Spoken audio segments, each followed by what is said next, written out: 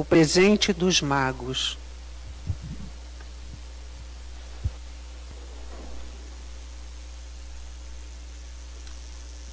Bom dia a todos. O mês de dezembro é um mês muito especial para todos aqueles que são cristãos, né?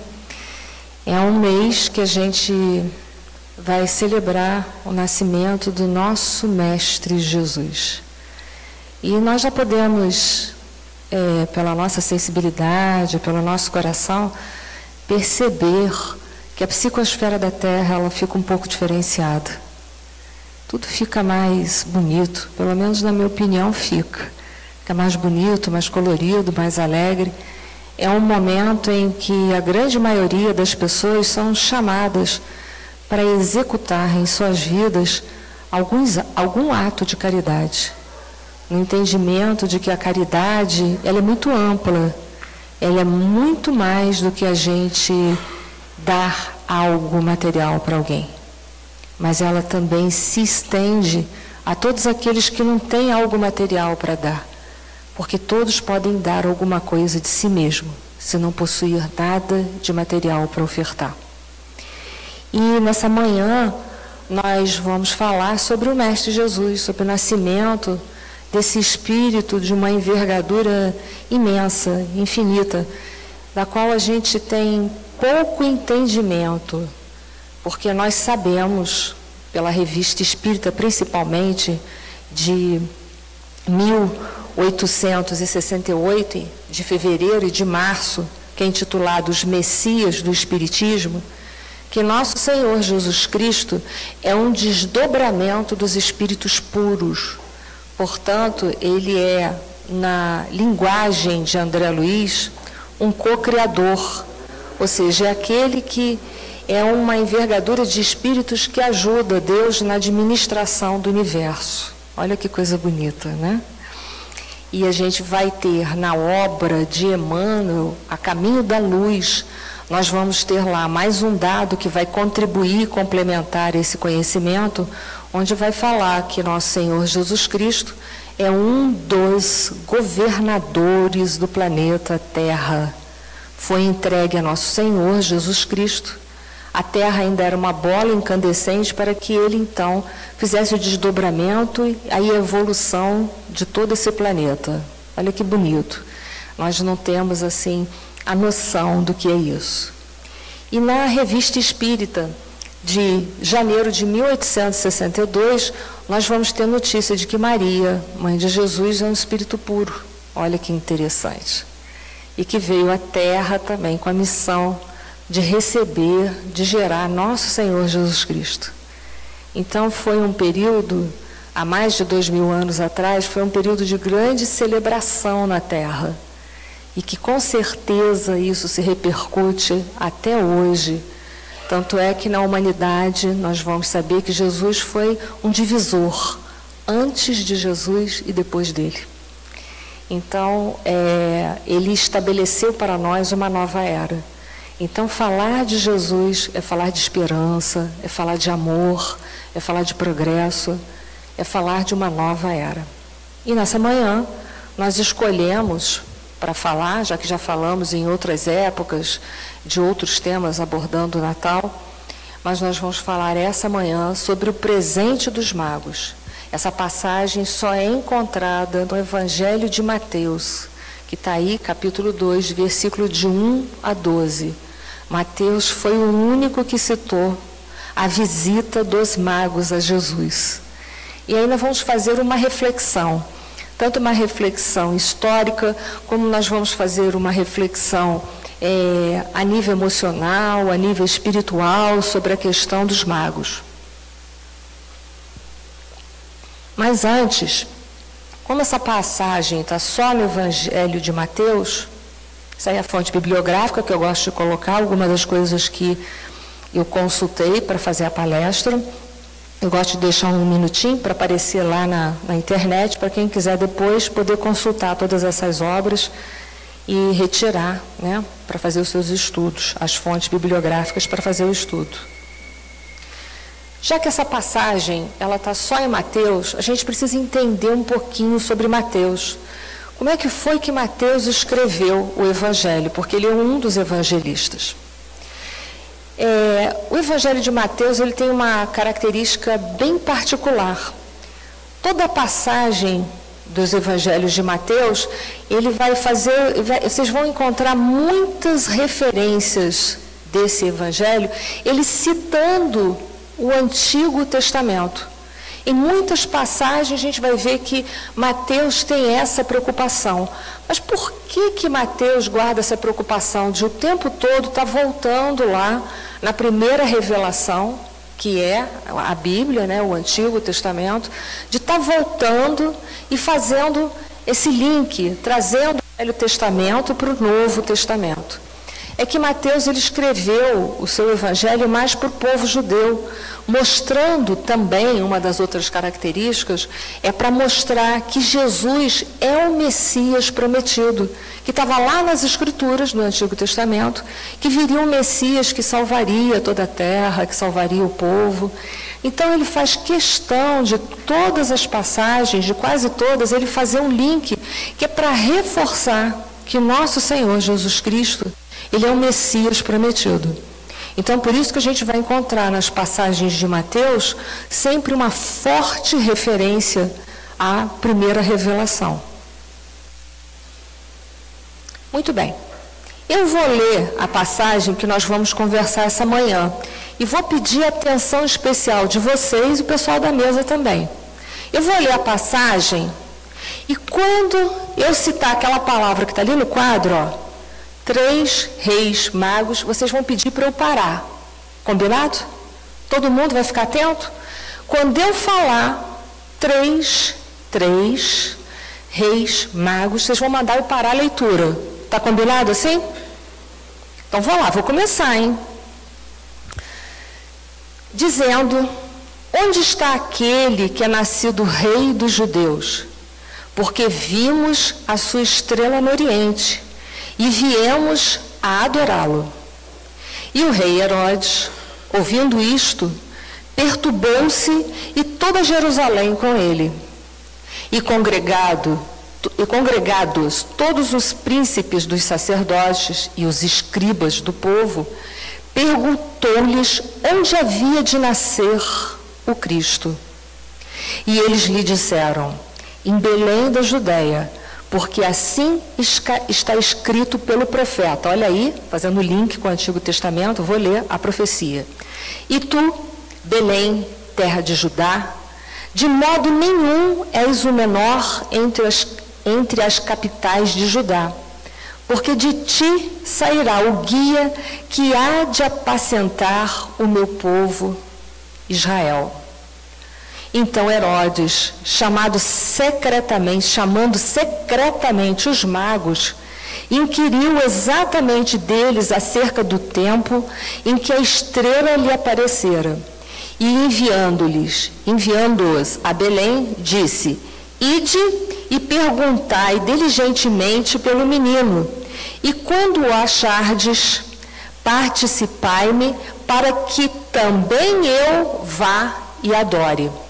E tendo eles ouvido o rei, partiram, e eis que a estrela que tinha visto no Oriente ia adiante deles, até que, chegando, se deteve sobre o lugar onde estava o menino. E vendo eles a estrela, regozijam-lhe muito com grande alegria. E entrando na casa, acharam o menino com Maria, sua mãe, e prostrando-se, o adoraram. E abrindo os seus tesouros, ofertaram-lhes dádivas, ouro, incenso e mirra. E sendo por divina revelação avisados num sonho, para que não voltassem para junto de Herodes, partiram para a sua terra por outro caminho. E aí? Quando foi que eu li a palavra 3 reis magos? Quando foi? Não, eu li a palavra 3 reis magos em momento algum. Por quê? Porque isso não está narrado no Evangelho. E a gente fala isso, não é verdade? Os 3 reis magos. Mas como? Essa passagem foi só narrada em Mateus. Em Mateus, em momento algum, ele fala sobre 3, e saiu aqui, hein? Fala sobre 3 reis magos, em momento algum. Em momento algum. 3 reis magos não, falou de magos. Magos. Ele botou no plural. No plural, então, era mais do que 1. Podia ser 2, podia ser 3, podia ser 4, 5, infinitamente. Mas em momento nenhum. A passagem eu trouxe também o Novo Testamento de Haroldo Dutra. Ali tem outro, acho que eu pelo menos tinha uma tradução de outro autor.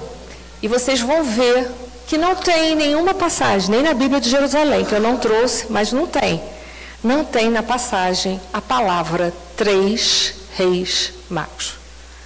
Isso mais tarde deram uma interpretação, foi humano, uma interpretação, de que era 3 porque foram 3 os presentes. Mas isso não está na passagem, isso foi uma interpretação humana.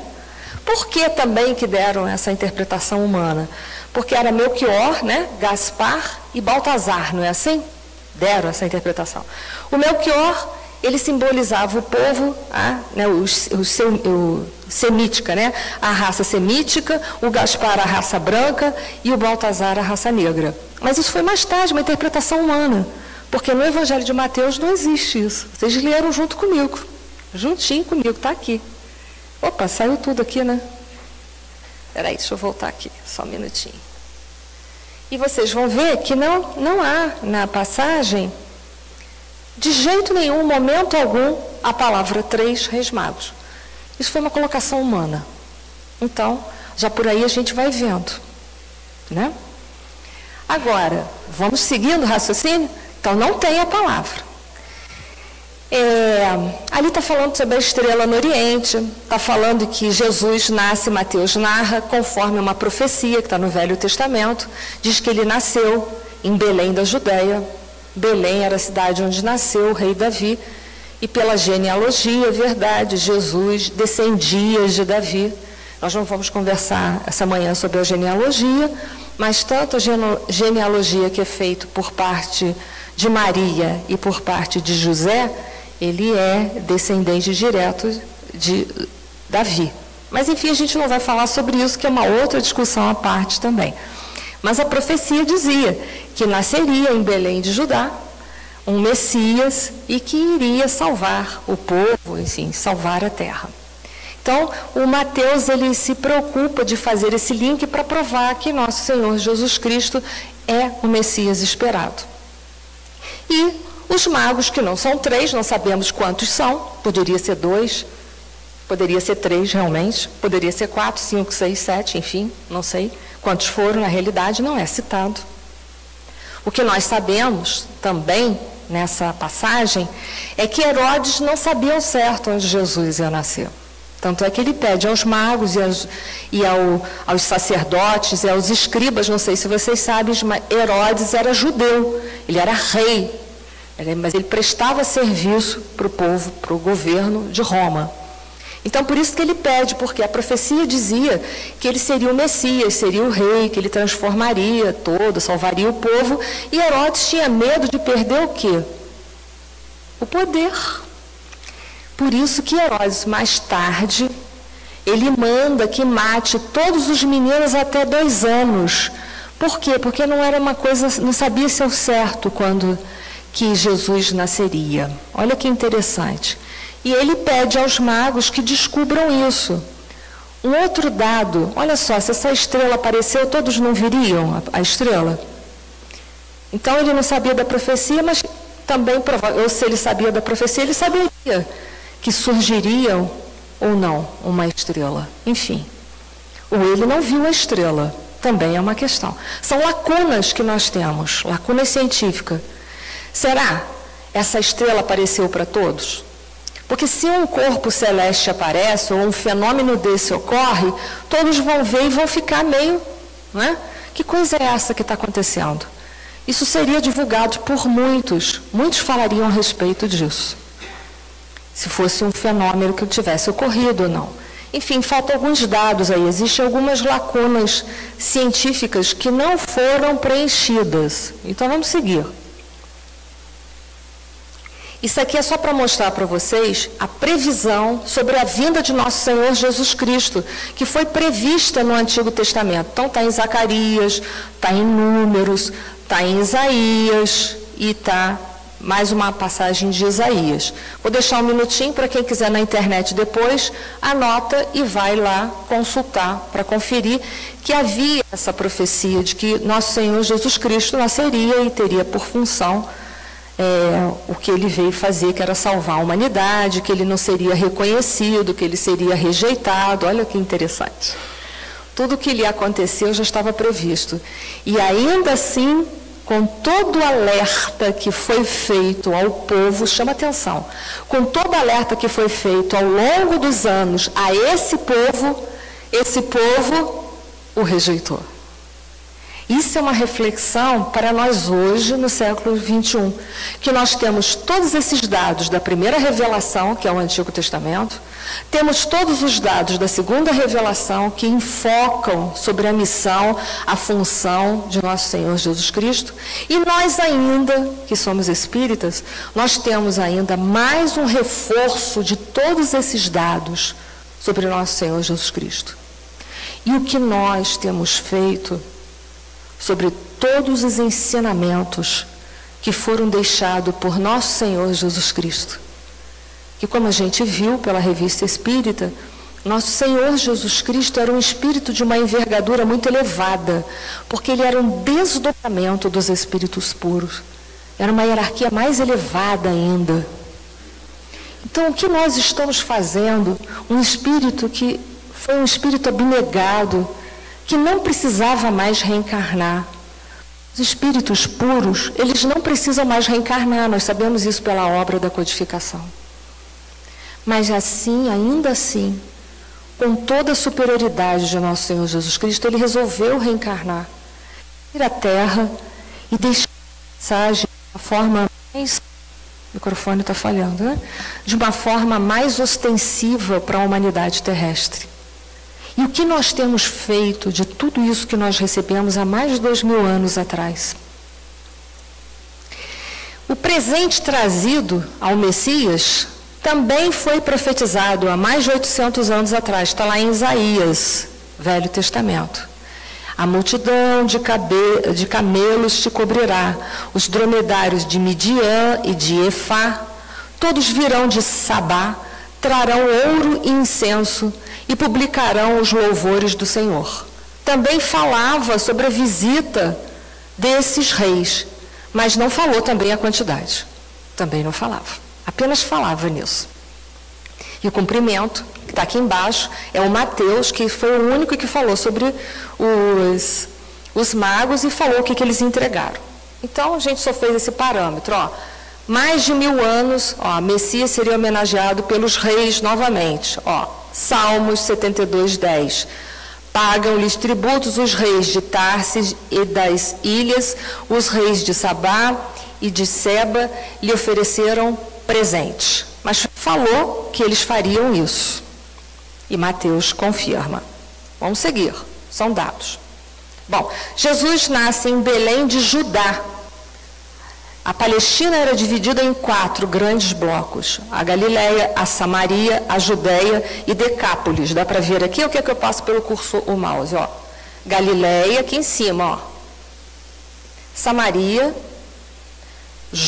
Judeia, aqui está Belém, e Pérea, que era a Decápolis, também, Pérea, está aqui, tá? Pérea também fazia parte da Palestina. Então, assim era constituído a Palestina naquele tempo. Esse era o mapa daquele tempo. E era governado pelos romanos. E Jesus nasceu ali, em Belém, muito perto do templo. Porque em Judeia ficava Jerusalém e o templo sagrado, correto? Jesus nasce na Judeia, conforme profecia. Vamos seguir. O mistério da estrela de Belém. E aí? Será que essa estrela existiu? Porque existem lacunas científicas. Ao que se parece, só os pastores que estavam na redondeza e os magos presenciaram, ao que parece. É onde se tem as narrativas desse povo, desse evento. Existe uma profecia que foi estudada já tem alguns anos, e foi até publicada na revista Galileu, uma revista científica que não tem nada a ver com religião. Eles acreditam que pode ter sido uma conjunção dos planetas Vênus e Júpiter. Pode ter sido. Mas como não se tem uma data exata do nascimento de Jesus, também não se pode afirmar que foi. Alguns outros acham que pode ter sido a conjunção de Júpiter com Marte, mas também se tem uma data exata sobre o nascimento de Jesus, é mais uma hipótese. Então a gente está vendo o quê? Lacunas sobre a estrela. Então vamos lá. O que a doutrina espírita fala sobre isso? Será que Kardec falou alguma coisa sobre isso? E aí nós fomos buscar e nós vamos encontrar lá no livro A Gênese, capítulo 15, item 4, Jesus vai falar que o único evangelista que narrou realmente foi Mateus. E que é impossível, de certa forma, a gente falar se houve ou se não houve, né? Pelo fato de já ter se passado muito tempo. A gente não tem dados para comprovar se houve esse fenômeno ou se não houve, se foi uma conjunção, se foi um cometa. Provavelmente não foi um cometa. Por quê? Porque um cometa passa e vai. E esse fenômeno que aconteceu, não sei se vocês lembram ali da passagem, a estrela, em dado momento, ela se movimenta, não sei se vocês observaram isso na passagem, e vai mostrar direitinho para os magos aonde se encontra nosso Senhor Jesus Cristo. Então, veja bem, é um corpo que está se movendo. Para ser uma estrela real, a gente sabe que isso não acontece. Uma estrela não se desloca dessa forma. Imagina o nosso Sol, que é uma estrela, de repente ele resolve assim, vou dar um passeio. A gente está frito. Não é assim que acontece. As leis da matéria não funcionam dessa forma. Então, já se descarta a hipótese de verdadeiramente ser uma estrela. Para ser uma conjunção entre planetas, é interessante que, em dado momento, ela faz uma trajetória. E aí a gente pensar novamente numa conjunção de planetas que faz uma trajetória, também não é uma possibilidade muito grande. Mas, enfim, Kardec ele não fecha isso no livro A Gênese, mas ele diz que isso também pode ter sido um fenômeno que ele fala de luminosidade do perispírito. O que ele quis dizer isso? Pode ter sido a visita de um espírito de uma envergadura muito grande, que veio até naquele instante para visitar quem? Para homenagear o nascimento de nosso Senhor Jesus Cristo, que isso tem pleno fundamento, porque quando Jesus resolve encarnar na Terra, a gente sabe que os espíritos todos, os espíritos das grandes envergaduras, que estavam subordinados a nosso Senhor Jesus Cristo, até porque ele é um dos governadores do planeta Terra, é claro que viriam saudá-lo naquele instante. Então, o Kardec, ele lança uma hipótese, não fechando, não batendo o martelo, mas dizendo que é muito provável que aquele fenômeno nada mais representou do que um fenômeno de luminosidade do perispírito, ou seja, a tangibilidade. Naquele instante apareceu, foi feita a visita de um espírito superior e os magos e os pastores, provavelmente por serem médiuns, eles viram aquele fenômeno. A visita daqueles espíritos daquela envergadura poderia causar uma luminosidade muito grande a ponto de parecer ser uma estrela. Então, isso é a opinião de Kardec. Mas Kardec, veja bem, ele não bate o martelo e fecha isso. Ele dá uma possibilidade e larga para a gente no futuro. mas ele mostrou que existiam algumas lacunas da ciência. Então, o que o Kardec acredita é isso aí. Um espírito pode aparecer sob a forma luminosa, ou transformar uma parte do seu fluido perispirítico em foco luminoso. Muitos fatos desses gêneros, modernos e perfeitamente autênticos, não procedem de outra causa, que nada apresenta de sobrenatural. Não é um fenômeno sobrenatural. Até porque Kardec, em A Gênese, ele fala que não existe o sobrenatural. Que sobrenatural seria derrogar as leis. Que tudo no universo tem um princípio de unidade, as leis todas guardam um princípio de unidade. Então, para Kardec, ele acredita que foi a visitação, a presença de alguns espíritos de uma envergadura superior e que provocou aquele fenômeno de luminosidade e que foi visto por alguns que possuíam a mediunidade. O que, para mim, sinceramente, isso me faz bastante sentido, porque se fosse um fenômeno que todo o povo tivesse visto, seria um alarde, já imaginou? Porque não seria visto apenas por os pastores que estavam no deserto, ou pelos magos que estavam sendo visitados. Toda aquela região ali presenciaria, pelo menos em Belém, toda aquela região de Belém, os habitantes iriam presenciar esse fenômeno. E isso ia dar um burburinho naquela região. Imagina, um fenômeno desse encantaria todos nós hoje no século XXI. Imagina isso há mais de 2000 anos atrás. Então, essa é a colocação, mas também ninguém está batendo um martelo, ninguém é o dono da verdade. Vamos seguir? Bom, esses magos, quem eram esses magos? Esses magos, eles eram sábios. Tanto o dicionário bíblico, como outras obras, eles falam nisso o tempo todo.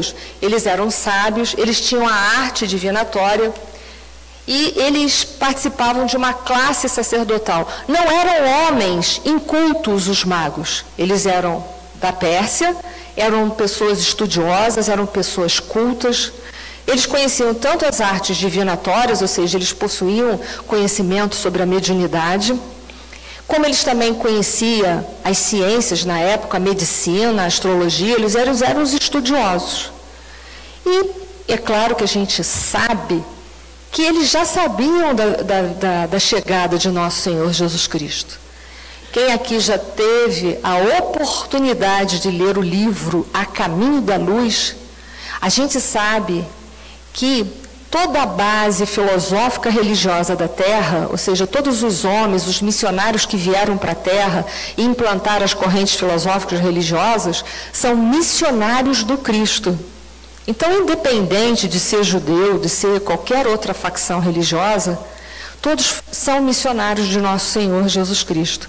Então, é claro que outros povos tinham as mesmas raízes, as mesmas culturas, e sabiam que viria um dia um espírito de uma envergadura muito alta à Terra para libertar toda a nação, para libertar o povo da ignorância, do sofrimento. Até porque eles todos foram missionários de nosso Senhor Jesus Cristo. Esse livro, A Caminho da Luz, é um livro que merece uma atenção especial de todos nós espíritas, porque ele não é um livro histórico. Ele é primordialmente um livro espiritual, que vai falar das raízes espirituais do planeta, da lei de causa e efeito, de como são formadas as nações, qual a característica dos povos. Então ele vai narrar desde os exilados de Capela, que vieram e fundaram a civilização na Terra, como ele vai falar sobre todas as correntes filosóficas religiosas na Terra, como elas surgiram. Então, ali vai falar sobre essas raízes espirituais. Não é um livro de história. Então, esses magos eram pessoas que eles tinham um conhecimento muito grande. E é claro que se eles foram até Belém, eles sabiam o que eles estavam procurando. Eles não iam sair da Pérsia, lá da cidade deles, do país deles, e vir peregrinando ao léu. Eles sabiam o que eles estavam procurando e aonde eles iriam encontrar. Porque eles não iam parar por um acaso em Belém.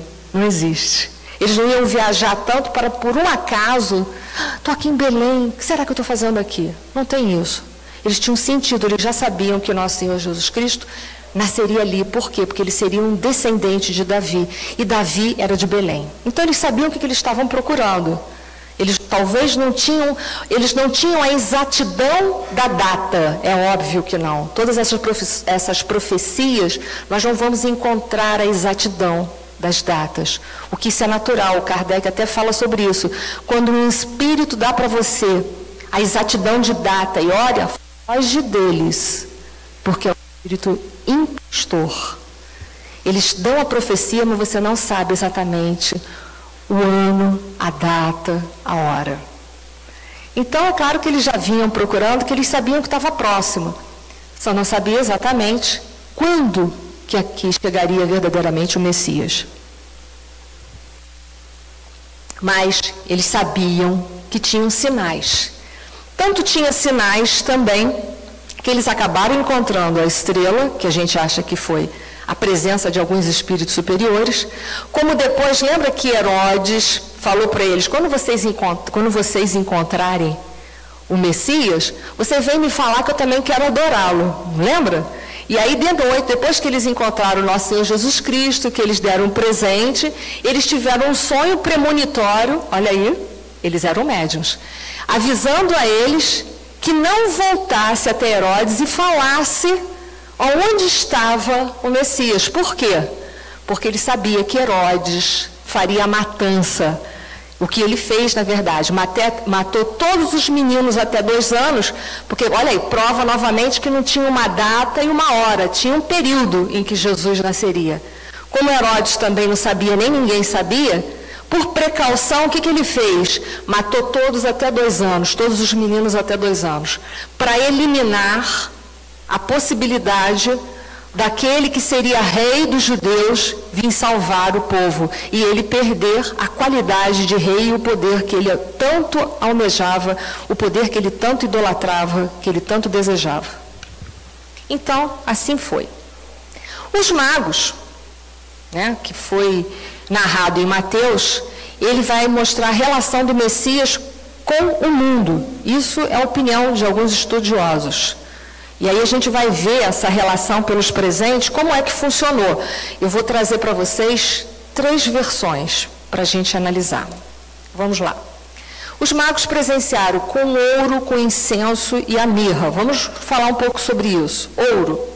A gente sabe que é um metal raro, tem um valor imenso, até hoje é dessa forma, e em torno do qual muitas pessoas brigaram, se mataram, lutaram para ter esse poder, para ter esse dinheiro, que representava o ouro. Então, a humanidade terrestre, em muitos momentos, os homens adquiriram karma negativo por causa do quê? Do famoso metal chamado ouro, que tinha um peso muito grande naquela época, que tem hoje também no século XXI. Então, o ouro representou, em alguns momentos na nossa vida, ele foi um fator de egoísmo, ele simbolizou a morte, ele simbolizou a separação, ele simbolizou a ganância, enfim, ele teve uma representação negativa. Mas o ouro também tinha uma representação positiva. O Templo de Jerusalém, ele era composto, muitas das partes dele foram construídas e cobertas de ouro. Então, de uma certa forma, ele também serviu para reverenciar a Deus. Então, vamos seguir. O incenso. O incenso, ele significa o espírito, pois no passado, segundo a crença predominante na época, ele era usado para balsamizar o ambiente, a fim de propiciar a manifestação dos espíritos. Olha só, sempre houve a manifestação dos espíritos. O que a gente sabe que é fato. Lembra que há uma passagem de Moisés, que ele proíbe a manifestação dos espíritos? Não sei se algumas pessoas aqui sabem disso. Se proíbe a manifestação é porque existe a manifestação, que você não pode proibir uma coisa que não existe. Então, eles já sabiam sobre essa manifestação. Então, o incenso também era usado dentro dos templos como fazia parte do culto do povo em relação à adoração a Deus. Então, o incenso também ele era usado dentro dos templos de Jerusalém. E a mirra é uma planta amarga, difícil de ser suportada na boca. A mirra tem essas propriedades. Para alguns, a mirra simboliza o sofrimento. Então, vamos lá agora, a gente vai entrar numa interpretação mais detalhada sobre esses 3 presentes que foram dados pelos magos, que nós não sabemos qual a quantidade de magos que eram. Vamos lá? Primeira interpretação.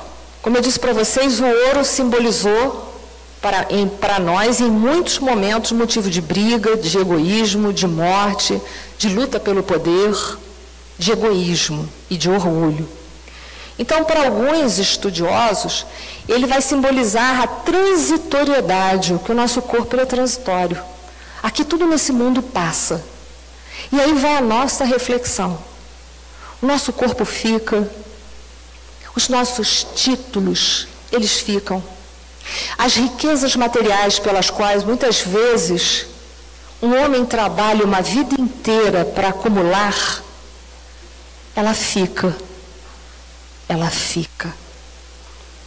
O que nós levamos daqui, da Terra, desse mundo transitório, desse plano transitório, para a espiritualidade? O que eu levo daqui para o mundo espiritual? Porque a nossa verdadeira pátria é o mundo espiritual. O que eu levo? O incenso, ele vai representar, por ele, se transformar numa fumaça, num odor, o espírito, a nossa reencarnação. Vou falar primeiro da reencarnação. Reencarnação é voltar à carne. Kardec, em O Livro dos Espíritos, questão 132, ele vai falar sobre o objetivo da encarnação. Ele diz que o objetivo de nós estarmos o objetivo da gente estar encarnado aqui na Terra é passar por provas e expiações e concorrer para a obra geral. A primeira parte da resposta é uma resposta generalista, porque todos nós aqui passamos por provas e expiações. Ricos, pobres, miseráveis, negros, caucasianos, ou qual for a raça, amarela, vermelha, todos passamos por provas e expiações. A segunda parte, ela vai falar que nós concorremos para a obra universal. Trabalhamos para a obra do nosso Pai. Mas aí vai a reflexão. Eu trago todo o potencial de trabalhar para a obra do Pai, porque essa resposta está lá dizendo. E aí eu faço a pergunta: quando é que nós trabalhamos para a obra do Pai? É uma pergunta. Quem gostaria de dar a sua opinião? Quando é que eu trabalho para a obra do Pai? Oi? Pelo próximo. Quando eu trabalho em prol do próximo. Verdade. O que mais? Amando o próximo. O que mais? Distribuindo o amor através dos meus atos, né? O que mais? O resto tudo deriva daí, né? Não é? E aí eu pergunto, isso é uma pergunta que nós vamos levar para o nosso mundo interior, não é para responder. Eu tenho dado essa contribuição para a humanidade? Isso só cada um é que pode. Eu não posso falar por ninguém, eu só posso falar por mim. Ele simboliza o sacerdócio. O que é o sacerdócio? É você viver em comunhão com o Pai. É você servir de ponte para aqueles que têm mais dificuldade de fazer comunhão com o Pai, poder realizar essa comunhão. Me fiz entender? Eu tenho sido essa ponte nas relações humanas? Será que eu tenho sido a ponte para que muitas pessoas encontrem Deus? Para aqueles que eu digo que estão afastados da convivência com o Pai? Será que eu tenho servido de ponte para que essas pessoas encontrem o Pai? A mirra é aquela substância amarga, ruim de ser ingerida. Ela simboliza o Calvário. Ela simboliza a dor. A dor.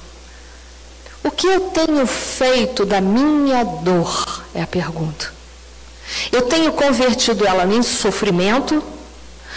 Ou eu tenho convertido a minha dor em experiência para o meu crescimento espiritual e meu crescimento psicológico? O que eu tenho feito dessa dor? Eu tenho aproveitado o conhecimento todo que eu tenho, que Jesus Cristo deixou para nós, que foi o grande médico, para converter essa dor em experiência?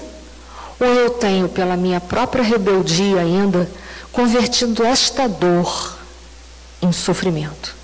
Então, para esses que dão essa interpretação aos 3 presentes que foram dados pelos magos, que não sabemos quantos foram, diz assim: os 3 presentes significam que o Cristo, como Espírito, encarnou, e por conseguinte, os 3 presentes, eu repeti, como Espírito encarnou num corpo material para o desempenho de uma fulgurante missão em cujo o epílogo teria que tragar a taça amarga do sacrifício do Calvário.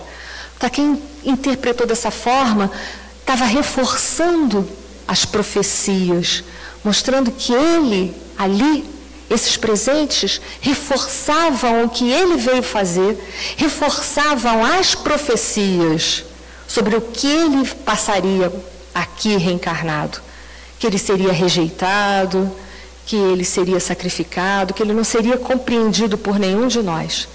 Então, essa foi uma interpretação. Vamos à segunda interpretação. O ouro, o que ele simboliza? Autoridade sobre as coisas materiais. Isso aí já muda. Aí já muda essa interpretação. Mas tem sentido. O ouro vai representar que Jesus, ele tinha uma autoridade sobre as coisas materiais. Ele tinha?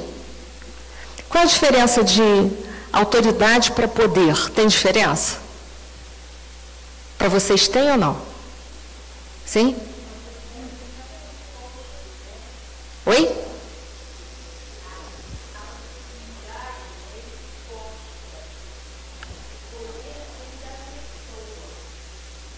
Eu vejo um pouquinho diferente, mas com todo respeito, tá? Não é que eu não posso contestar você, não. Estou só te dizendo que eu vejo um pouquinho diferente.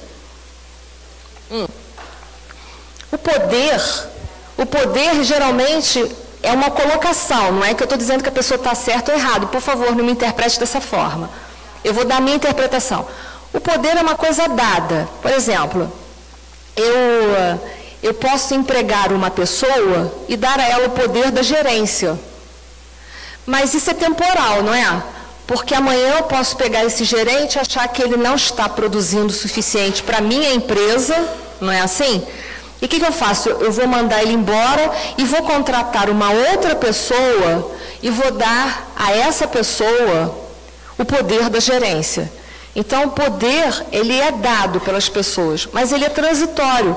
Porque se ele é dado, o que é dado pode ser retirado. Então, hoje eu estou numa condição, a pessoa pode estar numa condição de, por exemplo, presidente da República, de governador, de representante de uma nação, diplomata, sei lá o quê, um juiz. Isso é a minha forma de ver, não estou dizendo que você está... De repente você deu essa interpretação com essa conotação, pelo que eu entendi, né? É apenas uma interpretação até mais de português, né? Então, é uma coisa que pode ser retirada. A autoridade é diferente.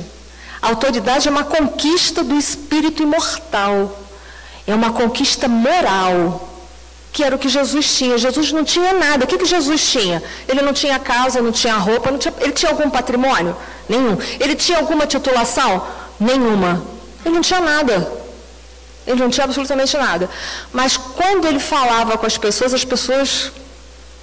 né, abaixavam, tremiam. Por quê? Porque ele tinha a autoridade. Então, eu acho que é isso que ela disse, ela só deu uma outra conotação no português, mas nós falamos a mesma coisa, né? Então, ele tinha uma autoridade sobre a transitoriedade, sobre aquilo que é dado e retirado. E aí, isso é uma boa reflexão para nós. Nós que lutamos, muitas vezes, através de várias vidas, desejamos ardentemente o poder, desejamos ardentemente o que é transitório, o que vai ser retirado da gente mais cedo ou mais tarde. Então é bom que esse presente de ouro ele nos leve a um processo de reflexão, que mesmo que eu tivesse, por exemplo, trabalhando com concreto, né? Vamos trabalhar com concreto. Que eu tivesse muito ouro como fortuna, posso levar isso para o plano espiritual? Não. O poder que eu tenho aqui de cargos, ou como ela disse, de outra forma, a autoridade, né? Que ela deu uma outra interpretação, mas que está certo. Eu posso levar isso para o plano espiritual? Não. O que eu posso levar daqui para lá? Aquilo que eu desenvolvi dentro do meu coração e que representam valores morais, que são aqueles que a traça e o ferrugem não levam, são aqueles que ninguém pode tirar. Ninguém aqui tem o poder de tirar o amor que vocês têm dentro do coração de vocês. Aqui quem é mãe, quem é pai, por exemplo, para entender melhor isso, vocês amam os filhos de vocês se vocês os têm. Se chegar alguém aqui e mandar vocês odiar o filho de vocês, vocês não vão conseguir. Ainda que ele fale assim, se você não odiar o seu filho, eu vou te matar. Ele vai falar, então, pode me matar. É o que o pai e a mamãe vão falar. Porque eles têm como odiar o filho? É impossível. Aquilo que é construído dentro da gente já é. E o incenso, a autoridade sobre as coisas espirituais. Jesus tinha essa autoridade? Tinha. Lembra que eu falei que ele é um espírito crístico, um desdobramento dos espíritos puros? Um dos governadores do planeta Terra. Foi o espírito mais evoluído que reencarnou nesse planeta Terra. Então ele veio mostrar isso para a gente. A mirra, autoridade sobre as enfermidades, sobre as questões materiais e espirituais. Quando Jesus falou, eu sou o caminho, a verdade e a vida, ele estava mostrando para a gente que aqueles que seguissem os seus ensinamentos se libertaria dos sofrimentos. E os sofrimentos têm um significado muito amplo para todos nós. Para muitas pessoas, envelhecer é um sofrimento. Na nossa sociedade hoje, uma sociedade materialista, é um sofrimento, porque envelhecer significa ficar à parte, ficar abandonado, ser chamado de careta, ninguém quer cuidar, ninguém quer olhar, ninguém quer preservar. Ninguém quer ter paciência. Então, ser velho numa sociedade como essa é muito duro. Porque as próprias leis do nosso país não resguardam o idoso. Por exemplo, isso pode ser um motivo de sofrimento para algumas pessoas. Para muitas pessoas é um sofrimento perder a beleza física, como se essa pudesse ser mantida eternamente. Se nós envelhecermos, nós saberemos que nós vamos deixar para trás o vigor e a beleza da juventude. Para muitas pessoas é um sofrimento imenso perder os cargos, as funções, o trabalho que ocupam e aquela remuneração. Mas não entendem que tudo isso acabou. Mas nosso Senhor Jesus Cristo, Ele é um remédio para você superar os reveses da vida. Porque ali estabelece para quem deu esta interpretação para os três presentes, a relação entre a autoridade e o poder, ou seja, entre o eterno e a temporalidade das coisas. Mas existem outras. O ouro simboliza a luz e a sabedoria. Nosso Senhor Jesus Cristo simboliza para nós um ponto de referência, um ponto de luz e sabedoria? Sim. A própria questão 625 do Livro dos Espíritos nos fala sobre Jesus ser o modelo guia da humanidade. Ele representa a luz e a sabedoria. Então, se a gente anda em sofrimentos, em dificuldades, nós precisamos de uma bússola, não é verdade? Uma bússola que norteie os nossos processos de esperança, os nossos processos de reencontro, de felicidade. Quem é essa bússola? Nosso Senhor Jesus Cristo. O incenso. A devoção pessoal a Deus e aos homens, ou seja, o amor a Deus e ao próximo, que foi o que Jesus disse que representava o mandamento maior, amar a Deus sobre todas as coisas e ao próximo de que forma? Como a nós mesmos. Mostrando todo um processo que deve ser realizado dentro de nós. Um processo que começa dentro de nós e termina dentro também. Porque o amor primeiro precisa ser desenvolvido a nível interno. Para eu desenvolver as minhas potencialidades de amor, eu preciso fazer aquilo que eu não quero, que é o autoconhecimento e a reforma íntima. Porque quem não desenvolve amor dentro do seu coração, amor verdadeiro, amor real, não vai poder dar amor a ninguém. Porque ninguém dá o que não possui. Se eu desenvolver amor dentro de mim, eu automaticamente amo o próximo. Porque eu vou ter ferramentas para isso. Se eu amar a mim e ao próximo, eu não preciso me preocupar, eu já completei a síntese, eu amo a Deus. E a mirra, o sacrifício é a renúncia do quê? Das coisas materiais? Não, do nosso ego. Ou seja, do nosso orgulho e do nosso egoísmo. Então, quem interpretou dessa forma, mostrou Jesus como um exemplo para a humanidade, um exemplo a ser seguido, o que é a verdade. E aí a gente volta ao nascimento do Cristo, depois de fazer uma reflexão sobre os presentes. Jesus nasceu aonde? Numa manjedoura. Que foi a primeira lição que nosso Senhor Jesus Cristo deixou para toda a humanidade. Ele já nasceu dando exemplo. Um exemplo de quê? Que a primeira virtude que eu preciso desenvolver dentro de mim para que todas as outras possam desabrochar é a famosa virtude da humildade. Ela é a chave que vai desenvolver e abrir as portas para eu me encontrar e desenvolver todas as outras virtudes. Por quê? Porque o orgulhoso não acredita ter que aprender nada. O orgulhoso, ele não é obediente a Deus. O orgulhoso, ele se acha superior aos homens. Então, sem humildade, sem respeito ao próximo, sem comunhão com Deus. E se eu não tenho comunhão com Deus, não tenho Deus dentro de mim, como eu vou desenvolver outras virtudes? É mentira. Vai ser máscara e não vai ser virtude. Para finalizar a nossa reflexão, eu deixo para vocês. Hoje, no século 21, qual o presente que Jesus gostaria de receber de cada um de nós? Nós não vamos celebrar o nascimento de Jesus no dia 25 de dezembro? Que é simbólico? Eu espero que a gente possa caminhar como os pastores e os magos até a manjedoura, até o estábulo, e presentear nosso Senhor Jesus Cristo. Mas o que será que Ele gostaria de receber de mim? O que será que Ele gostaria de receber de mim? E só para frisar, eu vou ler uma passagem de Mateus, capítulo 25. Se eu não der tempo de falar de tudo, vou só falar do primeiro versículo, depois vocês leem todos. Versículo 35 a 40. Mateus 25, versículo 35 a 40. Diz assim: porque tive fome e me destes de comer. Tive sede e me deste de beber. Era estrangeiro e hospedaste-me. Refletindo de outra forma.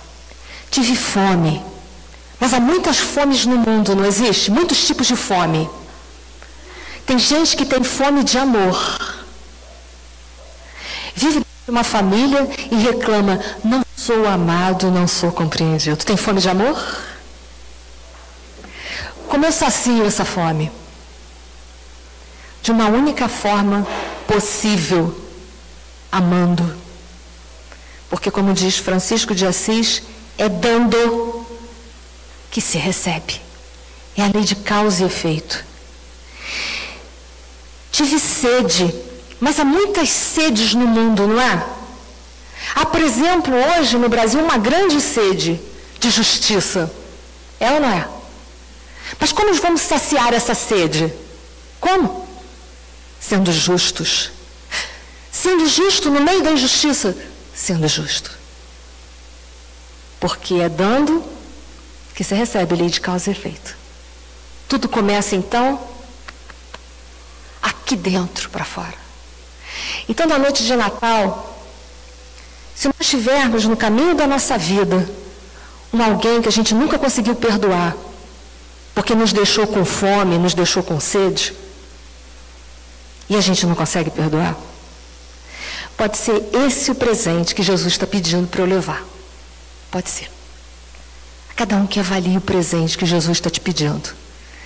Então, nessa manhã é uma reflexão para a gente levar para casa. Qual o presente que Jesus quer que eu dê? E que eu me empenhe. Porque se eu conseguir dar esse presente para Jesus, o meu ano novo vai ser ano novo. Senão, vai ser um ano novo com vida velha. infelizmente. Então, o que eu desejo a vocês é muita esperança no coração, muito amor, muita perseverança, e que Ele possa ser o nosso modelo e o nosso guia, e que a gente não esqueça de presentear Ele, porque Jesus não precisa de luzinha de Natal, Ele não precisa de efeitos especiais. O que Ele está precisando mesmo é de muito amor entre nós. Reconhecerão os meus discípulos por muito se amar, disse João. Muito obrigado, um bom dia.